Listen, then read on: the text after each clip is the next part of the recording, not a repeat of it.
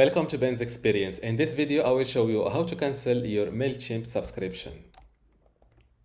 This is Mailchimp.com website, and first I will log in to my account by filling my username and password here. Once you're inside your Mailchimp account, just click on your profile icon from this corner. Click on Account and Billing.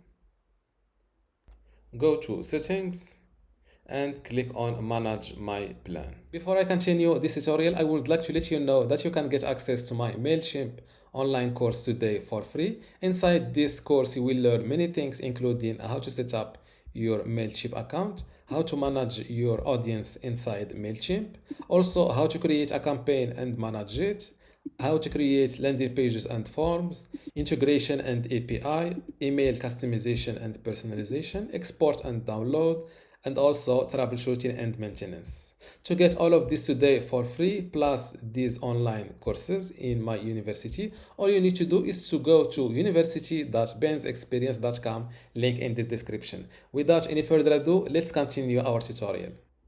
Now scroll down a little bit, and as you can see, you can temporarily pause your account or permanently delete your account.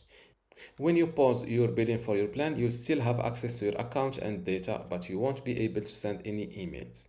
With the permanently delete options, let's click on this option. As you can see, your account will be permanently deleted and your data will be lost.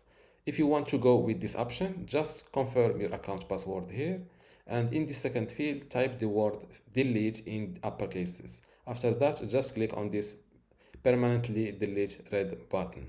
And this is how to cancel your Mailchimp subscription. Don't forget to give this video a like and also subscribe. Thank you.